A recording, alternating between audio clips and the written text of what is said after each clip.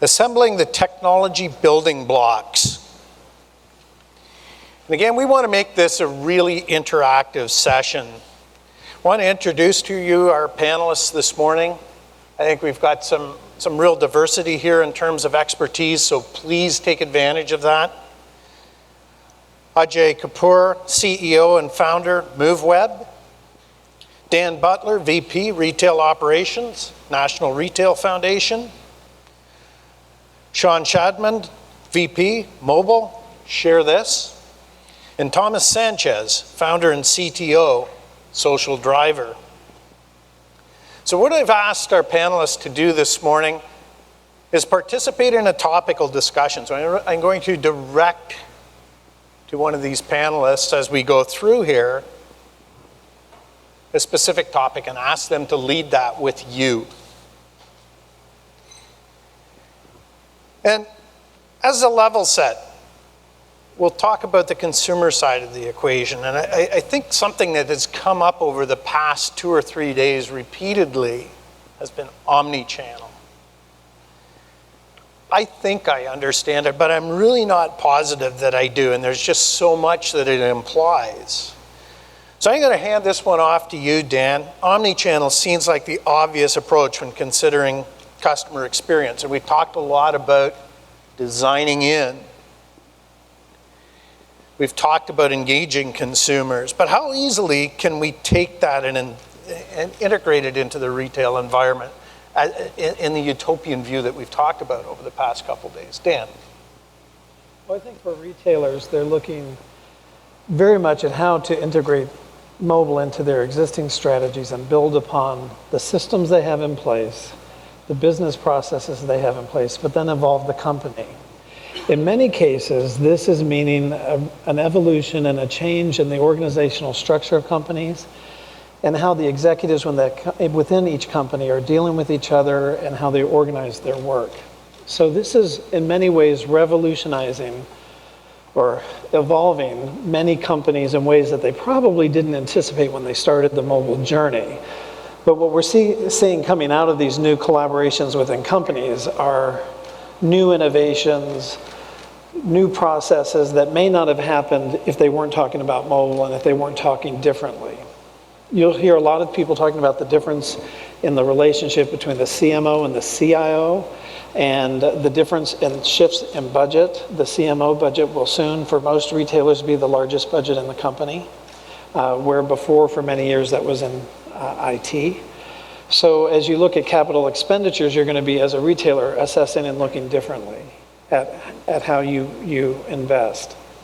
As it relates to mobile, I think it's important to remember that every retailer is in a different boat based on their resources, their talent in-house, what their particular philosophy is about their customer, and what they're trying to do for the customer. But I think most importantly, you have to remember that everything starts with the customer. Every retailer, when they look at all of these building blocks that we're going to talk about today, they're going to ask the question, how does this technology serve my customer? How does this improve my customer experience? And if I can't answer that question, then I'm not going to make the purchase or incorporate that tool into my toolkit, if you will, until I can figure out how that's a good fit and how that's going to drive performance in our company. So I think it's important to note these differences within retailers and understand that this is what's happening out there for retailers. But the other thing is retailers are struggling to understand the shifts and what's happening and what's moving and what's changing. And they want to be careful that they're not investing in the wrong place at the wrong time, or that they're not over-investing in an early technology that doesn't meet their needs or serve their purposes. So with that, I'd like to just kind of turn it over and get your thoughts on this topic, because I don't want to talk too much here. So. Yeah, on omni-channel, I mean, as it relates specifically to mobile, it is very early days. There are core upgrades required in terms of infrastructure in and within stores. Even, a lot of the companies, we have, close to 100 customers, most of which are retail customers, and most of those have in-store presences. And they're still at the level of, okay, how do we ensure that there's a wireless connection of any kind, be it 3G, 4G, or Wi-Fi in the stores, step one. How do we make sure there's some unification as it relates to inventory, as it relates to the systems which power the stores and the websites and the applications. So what we're finding is that there are some companies that are certainly leaders as it relates to these infrastructure upgrades, but we're at the beginning of, call it a 5-year cycle, where we're going to see dramatic changes in the way in which mobile shoppers interact and bring essentially the web and digital into stores.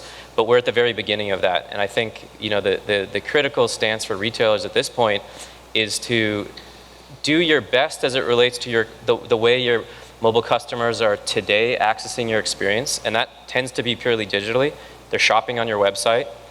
If they are aware of your brand enough, they may be downloading applications. And in that sense, you really have to nail that core interaction with your customers first. And what you're really doing is learning. You're sitting there with your analytics, your core analytics, and understanding what they're trying to do, understanding how often they are actually out in stores versus at home and doing other things. And you're learning because these infrastructure updates, as you all well know, take time.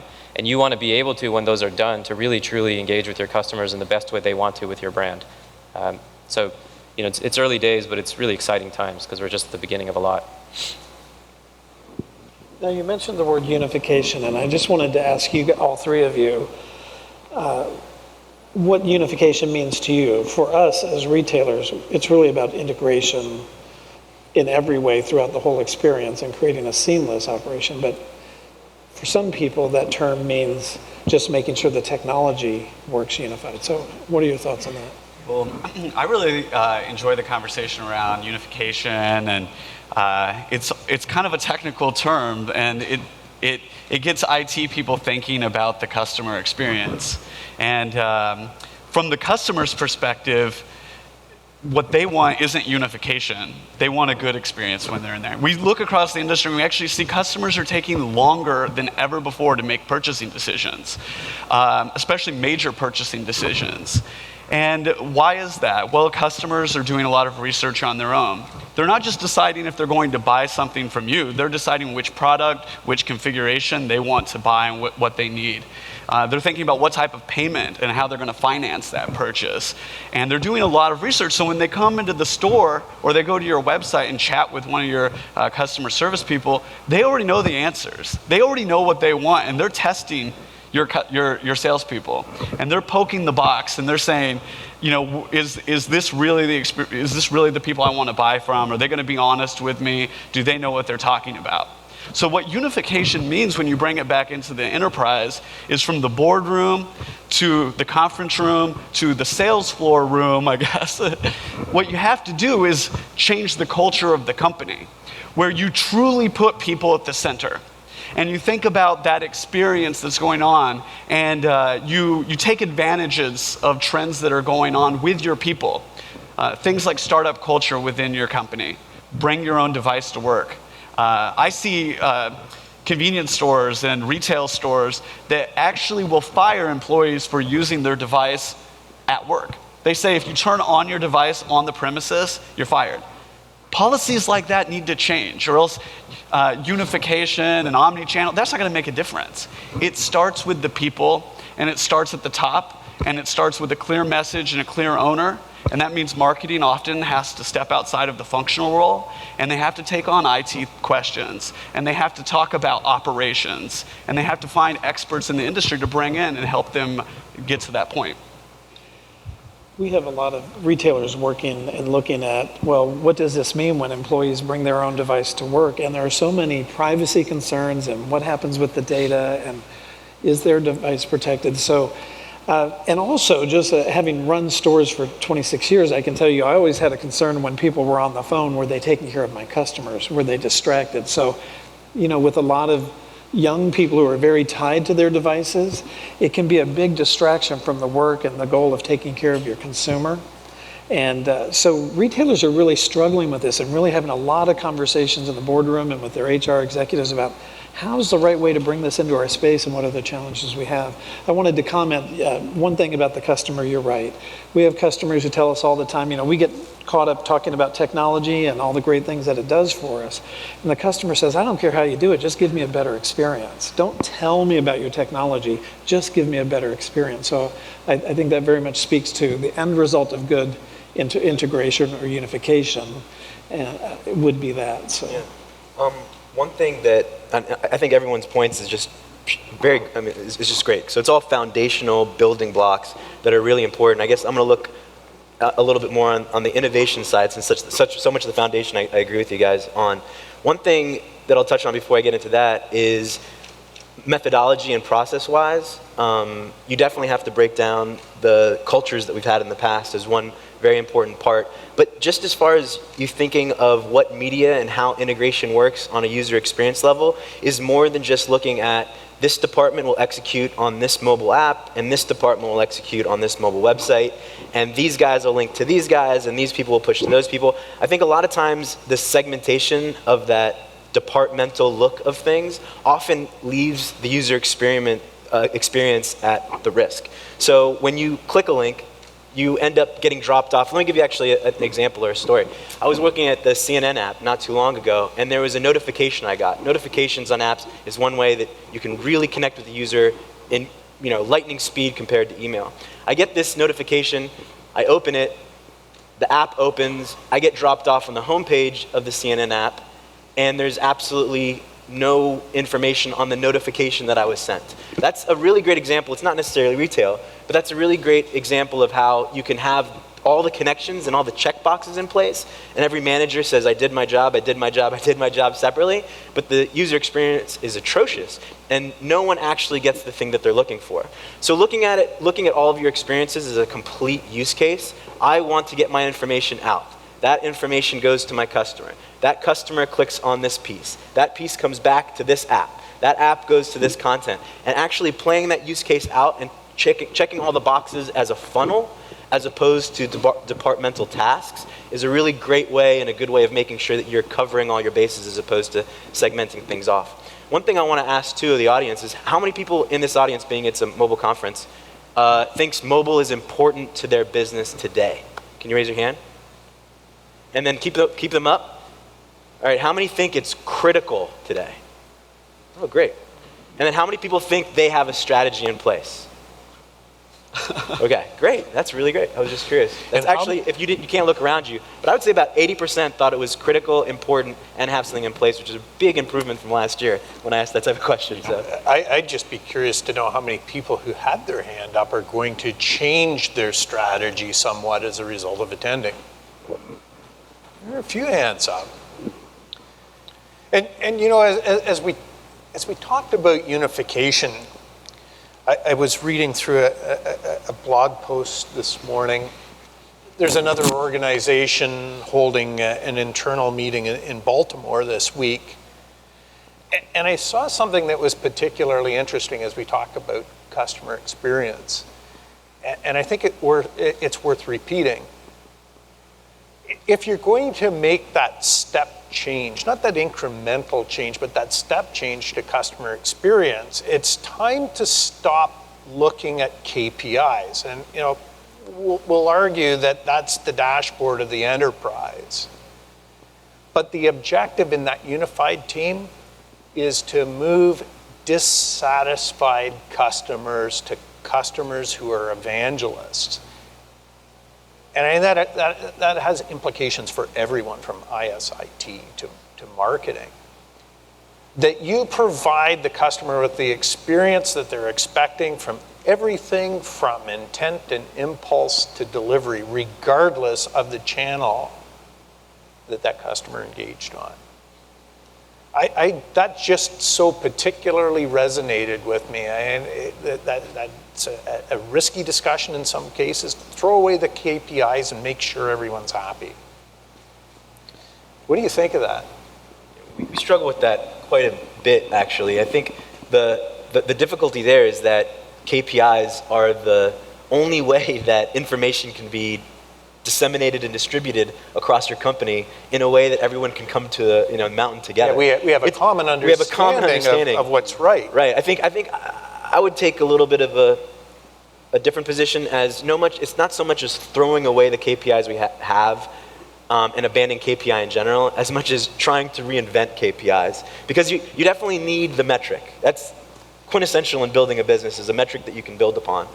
But the KPIs are a little bit jacked up at this point, right? Because they're not representing the brand awareness. They're not representing how much you love the company. That just because you clicked on something or because you went into the store doesn't mean that you have that intimate connection yet. So developing something that shows longevity, that your customers are interacting with you 3 months from when you started. Your LTV is a metric and KPI that's really important. Just really focusing on making those things work is a really important step. Just not the number of likes I have for my Facebook page. Yeah, that's the great point though. What happens after the like? You got 300 likes and it doesn't really tell you that, you're not really checking to make sure that a year from now those people are interacting. At a period of time, I did something right, maybe. And if I grew my likes from 1 week to the next, did it really mean that much? Well, I just wanted to add, retailers they love to measure everything from every angle that they possibly can. So it becomes a kind of a battle to make sure that you're looking at the right indicators and understanding what they mean and the interpretation of those numbers. And especially when a product is new, and understanding what your performance would be when you're rolling out a new product or a new service. And where I've seen the most misunderstanding is in the first 6 to 9 months of a new product rollout. And there are just unrealistic expectations around the organization because everybody applied their own screen to what they thought was going to happen. So to the extent that a retailer can understand what are we going to be looking at as this rollout happens and as we work with mobile technology and the different elements of mobile, and especially in mobile payment, what does it mean? I think that's important to retailers. So it's like you said, it's not throwing away the indicators, but it's understanding that they're evolving and changing, and there are going to be new ones that come up that maybe we didn't look at in the past. And there are a ton of key metrics that retailers have grown very accustomed to using, and they have to learn how to apply that metric to this new mobile metric to make sure that they work together. And I think Thomas said it best, it really is foundationally a cultural change. If there's anything to take away from this, not a lot of stuff that you're going to get here is going to change the next month or the next week, but what you can change tomorrow is what you said, walking into the office and saying, you know what, this doesn't feel comfortable. And a lot of times when you learn how to play tennis or golf or all these different things that you guys are familiar with, when you first do it, it just doesn't feel comfortable. But that doesn't mean it's wrong. Going in your company and knowing that the future is pushing towards mobile, knowing that your retailers and your customers are expecting it, needs to come back and tell you that your culture and the way you treat things, your managers, or if you're managers yourselves, need to brace that culture tomorrow and allow people to come at you with their ideas, allow people to rethink what mobile means, and allow that type of situation to occur at your office. That can start the second you get back. Great point, Sean. Audience. I have Sorry, some go ahead, thoughts Audrey. about KPIs, because what I found when we sit with retailers is that it starts out as very new from a technical aspect, but the more serious people get about mobile, the more they realize, and especially from the show of hands here, this is just part of being in business. And when a company realizes that, a lot of these questions actually get a lot simpler, and they find that mobile is actually not this newfangled. I mean, sure, some of the metrics are different. Conversion rates, let's say you're talking about mobile websites, will often be lower, not always, but often lower. And they're trying to grapple with those types of things. But I would say at a core level, the thing that hasn't changed is the relationship a company has with its customers. Okay, so if I'm FedEx, I ship packages to my customers. Now mobile is an enhanced way to get more real-time information about that activity, but it hasn't changed that fundamental dynamic. If I'm Macy's, I have a certain brand awareness among a certain segment, and those customers keep coming back. They've gone accustomed to what that brand means. And bringing it to mobile, it fundamentally, the KPIs and the things that you track in mobile are more similar to what you've already been tracking than they are different. And they're more similar to you, either Macy's or FedEx or whomever you are, than they are, say, across the industry. If you're a more impulse-driven product or a gift-driven product, you're going to be tracking different things. If you're more marketing-driven and you have less brand loyalty, there's just a whole different set of metrics. And I would say the thing that's really important is as much as mobile is new, as it becomes serious, as it starts becoming 5, then 10, then 20% of your business, it actually shares a lot more in common with what you already are doing than it is new, at least in the near term. And the strategy and the types of things I talk to a lot of companies about is just use mobile as a way to truly answer who you are as a company and what you truly are. And that's actually a lot easier exercise for companies, assuming they got that going. The kinds of companies we work with have really nailed that. They're very successful in that regard. So when it comes to the idea of KPIs and what you track, we come in as the mobile experts and saying, hey, you can expect this and that. But really, it's about listening to companies and hearing what it is they track about their overall business, and make sure you do that in mobile as well. Yeah, I think leveraging that as well is knowing what your business is allows you to figure out what interfaces and tools you need to provide. Like for instance, Quicken Loans. What do they do? What are they bringing? Well, their homes. What are you doing when you're interacting with the thing that's important to you as a company? Like you said, you're interacting with homes, you're walking around, you're going shopping. You create the tools that embrace the things that make your retail space who they are. If you're clothes, maybe it's taking pictures of your friend wearing the new blouse and going social with it. Figuring out what it is that mobile fits into, the category that you play in, is an important part. And knowing the inherent qualities of mobile, which is intimacy, always on you, notifications, social, like those types of things that are inherent in mobile, leveraging those dimensions and looking at your product and building the tools for it. Like Apple, for instance, created a purchase your products in the store. And Staples just came out with that today, where now you're actually purchasing products without going to the register through your mobile device, through a Staples tool or through an Apple tool. Talk about an intimate rethinking of the way you connect, and with unification. I mean, that is like the epitome of unification. So that's been a great discussion, guys, and I want to turn to the audience now, give you an opportunity to chime in on what started out to be a pretty simple question, and I think turned into a rather provocative conversation. Comments from the audience? Travis up in the front here. Excuse me, we'll get you a mic. Thank you. Great, thanks. Could you give some examples of how this applies to B2B? I can do that. I think B2B is a huge win with mobile technologies and putting them in the hands of your sales force when you're out there. I like to think about the iPad as a roadmap to a sale. So when you're building an application, when you're getting it there, you're thinking about putting that application in the hands of your salespeople, your representatives who are going to be out there having meetings. And when they're sitting down with their customer, they're walking through it together. You're building it for the salesperson, but guess what? Then whenever they leave, the customer can download that exact same app with the exact same information that they're going to use to make their purchasing decision, that they can do a presentation on in front of their colleagues and start to get the internal buy-in so they can be that internal champion.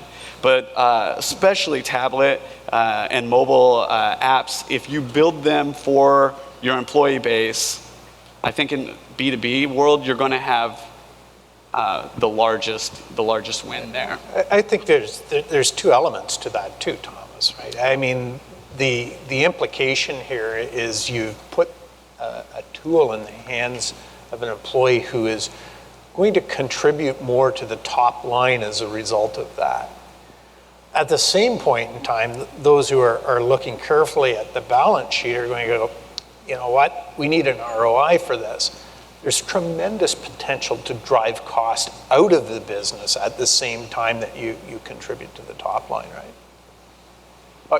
I wanted to just add, in answering her question, that we see a lot being done in supply chain, in loss prevention, fighting organized retail crime, and in retail management, and managers, regionals, and district managers managing their stores and their staff remotely more effectively. So there are so many applications within retail companies beyond what we're doing on the sales floor. And so what's exciting about it is these can be shared tools and the information can be shared, and it's also requiring retailers to understand, again, who's talking to who. But I just see broad application, and those I just gave you 3, but we could go into IT, we could go into marketing, we could go into advertising, visual merchandising, store design. There are applications that are all being affected by mobile and impacted in the B2B space. And one thought also to touch on and underline in the innovation world of things is before, when you had devices on the floor, it took a lot of investment in order to find devices that fit your needs. And you're pretty much stuck with that investment because that device only did so much, so many different things. What is really interesting, and not so much an answer, is just a way to think about that moving forward, is that today your salesperson can be talking about a specific app or going to a web page and really defining to the customer what they want. The person on the POS system can have a specific way that they interact with their customer or their managerial staff. And then tomorrow, no, actually an hour after that moment, a whole different approach, a brand new thought can enter that person's everyday workplace on the floor and be able to disseminate that to all the other employees in the organization and clients for that matter. But that's a really defining moment that happened, is that you don't have a button that never changes. You don't have a screen that's stuck for the next 3 years.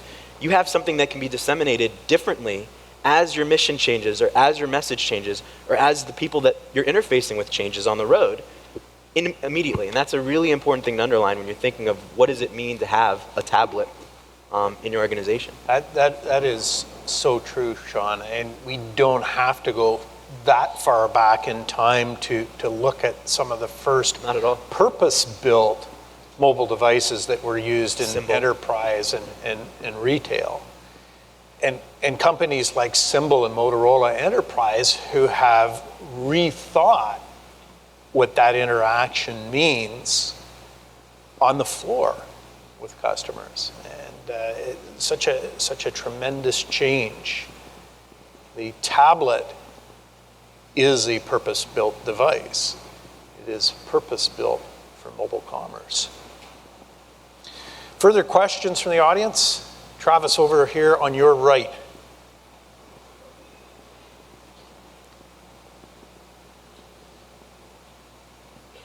I have 2 questions here. First is third-party partnership from the retail's perspective. Do you think that will help accelerate the process in mobile commerce?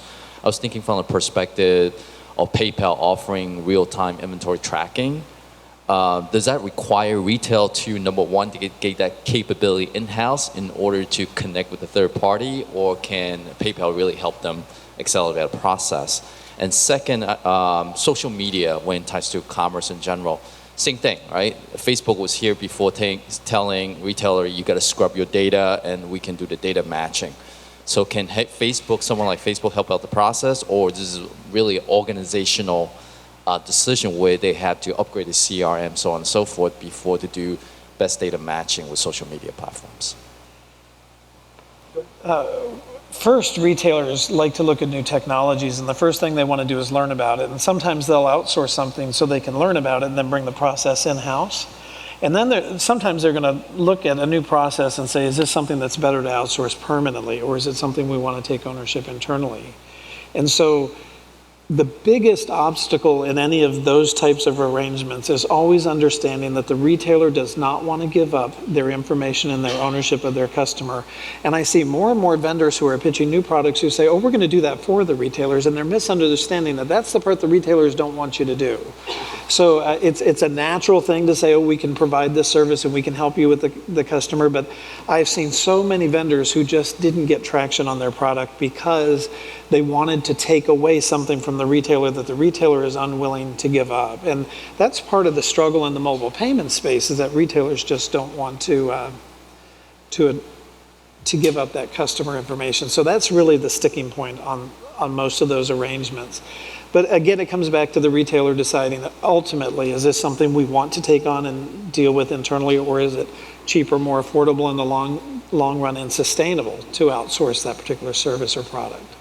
I think in our business, and I think in most businesses, the big question to always ask is, what is core? I think everyone's touched on that a little bit, but that always ends up being a big part of every question you get asked, is what is core? If it's core to have an intimate connection, then sure, you need to retain that intimate connection. But a lot of times that question and answer is not correct, right? People think so many things are core. If businesses were apples, there'd be 70 different seeds in the apple and 20 different cores, and it just wouldn't be an apple anymore, right? So there's one core, there's one focus, and everything is peripheral on top of that. Now, if you can, one thing I would actually ask, and I'd love to know as well, is what are those defining characteristics that give you the decision as whether or not something is core in order to move forward with it? So that when I'm a firm believer that if you give something they really want, they're willing to give up just about anything. Like, I'll give up my medical history and my credit card history and all these other things because my day got easier. And it's funny how privacy plays that line of ease of use versus of what you give up. So what is worth giving up? What is worth giving up in order to gain, and what does that gain equilibrium look like?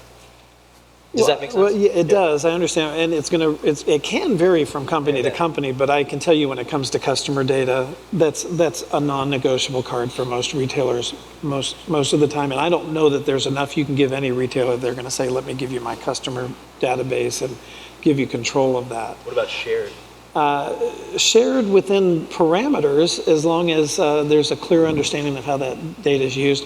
And oftentimes, just even as trade associations, we do this. We will just arrange for the information to be shared through a third party that's secure, that there's no concern about privacy theft, hacking. And hacking is a bigger concern for retailers now based on recent things that we've seen in the news over the last 18 months. So those are certainly part of it. But I think you have to be careful, because mobile is a hot topic at every retail company, and it's easy to get in and talk because everybody wants to talk about mobile and retail. It dominates the conversation at our shows the last 2 years, and it's probably going to dominate this year.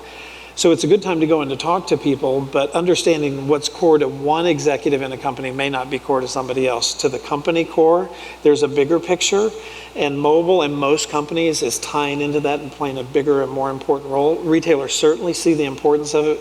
I think you're very right, though, understanding that what is core to the retailer. But that starts with the customer. They build from there. They build around their model customers, what they're trying to sell, what kind of businesses they want to do, what kind of growth they want to see in the future. And all those things come into play. What I did want to say, though, about that is that it's a good time for businesses and everyone in mobile to talk about mobile, because in contrast, if you're in the store design industry right now, or you're in the bag and box and packaging world, it's very hard. You might have the latest and greatest thing that's going to really drive sales, but it's harder to get a retailer's attention because right now they're focused on mobile and learning it and trying to understand it, and trying to keep up with the pace. And I'm sure other people have talked about the pace of change in mobile. The technology is evolving in front of us, and by the time you understand a certain amount of it, it seems like there's more to learn and more to know. So for retailers, that's a very big sticking point. But I think your point about the core business is important, but I don't think retailers would give up. Yeah, I absolutely. I mean, you have to understand your customers. That's a retailer's job. No third party. See, third parties can come in and talk about trends they've been seeing with other companies. They can give you hints, right? But they can't tell you truly what your customer is going to be doing with your brand. That's the job of the retailer, right? But you should, in a dynamic market like this, you should absolutely be working with third parties who are experts in whatever they do, whether it's sharing, whether it's mobile commerce, whether it's mobile marketing, what have you. But you come in, and so the trend I really like seeing at companies is they have owners of mobility now, right? So there's someone at the company who is tasked with owning what mobile means for that bigger organization. Where it works really well is when it's a strategic part. The reason they've created the group is because they've realized mobile is a big deal. It's important to our strategy overall. And they're tasked with finding out what mobile means for the overall company. What sometimes the wrong way that sometimes these groups emerge is that there's just not enough momentum going on as it relates to the core business around mobile. So small groups pop up that are almost reactions to the CEO or someone else saying, hey, what are we doing mobile? We need apps, we need this, we need that. Who's going to kind of, project management is it's a lot more than that, but really it comes down to this idea that, hey, we're going to create this group that's going to go project manage some mobile things without an understanding of how this all fits in. So, yes, it has to be core, and also, absolutely, you got to use third parties, because in this kind of market, it's going to be a few years before things settle. Yeah. And there's so many things you learn as a third party that you just can't as someone in a given vertical. I just want to go back and grab a point that you made earlier, Dan, and to the original question that was asked. Now is a critical time in terms of establishing that partner trust and managing partner relationships in that third-party environment. And why it's so critical: sharing data, protecting data, the irreparable harm that can be done to a brand by a misstep there. And at the same point in time, the irreparable harm that can be done to the perception of mobile commerce in general by one misstep. It's critical that it gets addressed. At the same time, to Sean's point, weighing this so carefully to say, I can't pull this off efficiently, effectively, successfully without creating some partnerships. So it's a critical time, Dan. Well, I think retailers, first of all, when they roll things out, they test it and test it and test it typically before they roll it out. But even big companies sometimes get all the way to where they think we're ready to roll it out company-wide, and they run into a snafu or something that they just didn't anticipate. But I think what's important to remember about mobile is we haven't had anything like this that has come along in retail in the last 30 or 40 years that has touched everything in the company. So it's not like you're just dealing with technology and mobile and it's in that part of the company. The buyers have to understand how mobile's impacting how their product's selling. The store management team, the sales team have to understand how they interact with mobile. It's company-wide, so you can't help but have these internal teams now and these internal discussions, because every part of the company is touched by mobile. And typically, when new things have come up in the past, it usually impacted the marketing world or the technology world or maybe human resources. This is one of those things that has come along that just impacts the enterprise widely and across all areas as well. So, from an agency perspective, which is my world, where we build the apps and the websites and a lot of this stuff on top of the technology you guys are building, I see that there are executives that are struggling with this, the same things that you brought up, Andy, where there's a fear that they might make a mistake, but they also fear that not moving in some way is going to cause another issue for the company. And I would actually maybe disagree a little bit with Ajay that there is a strong leader or a known leader for mobile within the company. There seems to be marketing competing with IT, competing maybe with the CEO. There's a lot of people within the organization deciding who's going to own it, and it's not clear within every company who owns the strategy. I think for these companies that are looking at moving forward and they're looking at striking a balance on partnerships, they're looking at striking a balance on risk. We've seen a lot of companies come up with things that are called innovation labs, where they're able to roll out technology, roll out team structures, not worry about P&Ls or organizational matrixing, and they're able to test these things out, look for strong, important wins within the company. And they bring in outside experts like agencies and software vendors to help them shape those innovation labs and get them up and running. but here's where I think it's going to go. I think the strategy is going to live with the CMO, and the CIO is going to be the service provider to the CMO. That's where it's headed. We see it's headed that way. The IT world sees it headed that way. The marketing world sees it headed that way. And it lives in different ways in different companies based on what their current initiatives are. So if some people are very focused on what they're doing on the web and how they're driving traffic through their web, that might be one thing. Another company might be looking at what they're trying to do to drive in-store traffic and in-store engagement. So it might live with different people there. And then there's just different levels of adoption within the companies. But I do think it's going to end up with the CMO. Dan, that's an interesting point right there. Is this the death of the mobile business case? And is the paradigm shift so great here that it's no longer simply a matter of arriving at a boardroom table and pitching, we need to have mobile now? It's time to rethink it holistically. I don't think it's the death of it, but I think it's an evolution of the tool. And I think most retailers will tell you that they view mobile as a tool to serve the customer, just like their merchandising strategy is a tool to serve the customer. Their visual merchandising store design plans are all there to serve the customer. So I think you're going to see a shift in the way people language and talk about mobile. It won't be the new shiny thing, but it's still going to be very important. And retailers are seeing successes out there. The other thing I think that gets most CEOs' attention is that there's a lot of innovation that's coming out of mobile and just people looking differently. The presentation yesterday from, is it Lionsgate? I'm going to get the name wrong. But they did a really great presentation of showing how they're bringing innovation in their process and in their product assortment development to the forefront. And just to be able to look at that level of innovation coming around, it's making people rethink how they do their business.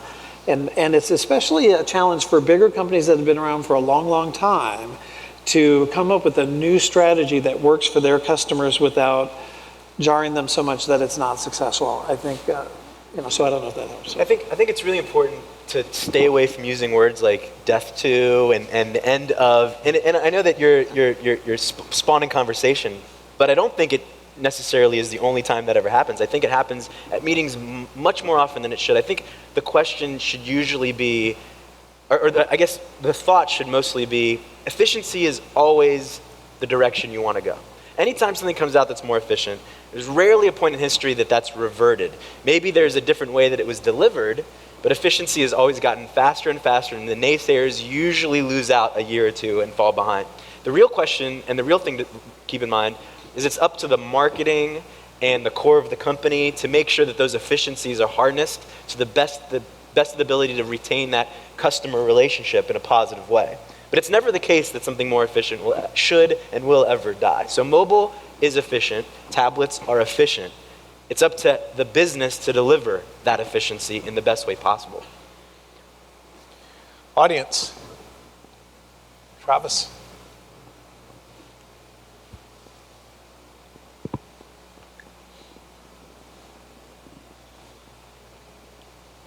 Question for Dan. When you look at the consumer and the path throughout the path to purchase from pre-sale, sale, post-sale, where mobile plays a role in the post-sale phase on the go to drive traffic to the stores, add sale in the store, how to help mobile plays a role in upselling, help retailing. With the upsell, you talked about the 25% upsell in store, leveraging mobile devices. And then the post-sale while at home, to build brand loyalty and that reoccurring business. So where do you see retailers struggle the most throughout the path to purchase, and how they leverage mobile, to kind of, what are the pain points and where the areas are struggling with? Okay, I just want to make sure I understand the question because I couldn't hear him really well. Was he asking the difference between when people shop at home and when they're shopping in your store, and the difference in the use of the technology? Let me rephrase. I'm sorry, I just couldn't hear you. Bring the microphone. So sorry, closer I'll speak up. Please. So throughout the path to purchase and pre-sale, sale, and post-sale, how do the retailers, what are they most struggling with? Is it in the driving traffic to stores using mobile? Is it in store helping users, their customers upsell and buying more products while they're at the store? Was it the post-sale where users kind of build brand loyalty using the mobile device basically as a way to bring those users back? Which has the most impact? Which one is more struggling with in the retail side? Where are the, Well, I was going to say, because as I listen to you say all those different scenarios, so I'm with you now. Retailers want to help you wherever you are in your process of decision making. So they're all equally important, and retailers are looking at every step of the process always. And they always have, and they always will be looking at, well, how can we make that simpler, quicker? During the recession, retailers they didn't spend a lot of money on anything, except for they did on any technology that sped up any process, so especially in supply chain, right? So the same thing with technologies like this, it's the speed of the transaction, that is, the speed that information gets to them, how quickly you can load the data while someone's shopping in your store. But for retailers, there isn't a pain point along that process that's really, I think, more than the other.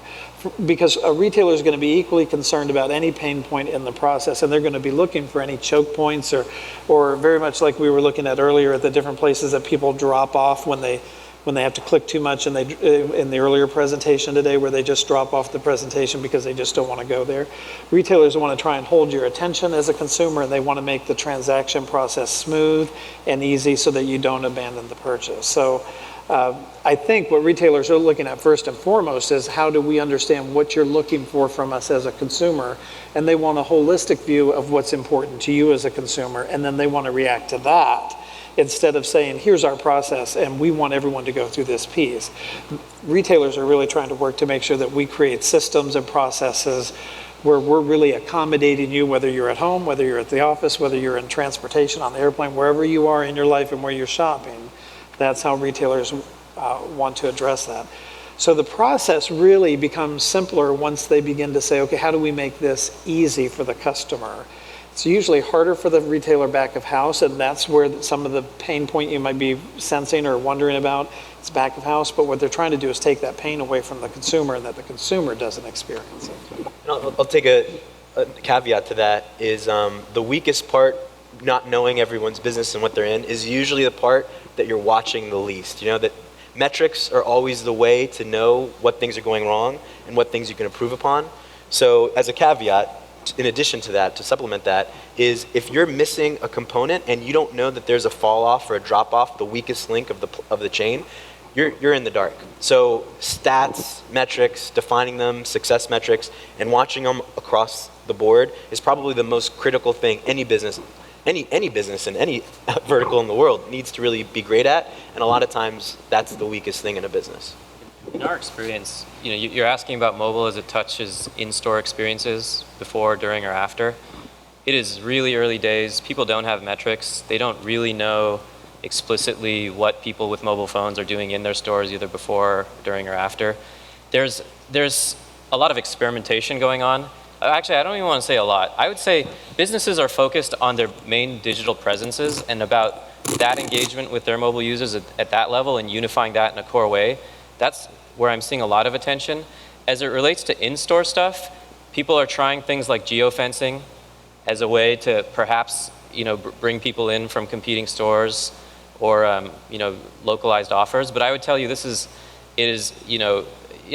ask people in the room, how many people as a consumer have personally gotten a location-based alert and as a result of it, left a store or walked into a store? I personally haven't. Has anyone ever done that? 1, 2. I've never done it. I don't even remember, and I subscribe to everything, just to be in the flow. That's where the in-store is today. It's literally at the point of people are still trying to figure out digitally what it means to be mobile apps, mobile websites, the connection. There's one core connection there, which is store locator. A lot of people are showing up to mobile websites and trying to figure out where's the nearest store, what are the directions to that store. We see a ton of traffic on a lot of mobile websites that's related to that. For some of these companies, it's 40% of their traffic is the store locator. So that's a clear indicator of something that's going on, but literally the stats that people have are 40%, and that's about it. Are they actually going? People don't really know. Well, I think the important thing, that's a really great point. I think a really important thing there is to say that metric isn't coming in, but that's not the end of the story. How many people have used a coupon when they walked into a POS system? That's tracking. How many people have gone to a restaurant or used Open Table and got a reservation? There's data there. So although it's true that there's a lot of lack of innovation on cross-device, unification, are you in the store or not, let's not forget that, let's think simpler. How can you get the metric, even on the easiest level, even if it's a fragment of what you have, so that you can sample the information and see what's going on? There are ways to know if people walked in the store. There are ways to know that if people made purchases from POS systems. Belly is a third party, for instance, that's great to try to figure out if you can get in-store usage, QR codes. There's ways to do it. It's very important to figure it out, even if there's missing technologies, right? All right, John. And I just want to quickly add that geofencing is very new for retailers, but we do see retailers who are experimenting with helping the customer find their way to a specific product when they're in a store.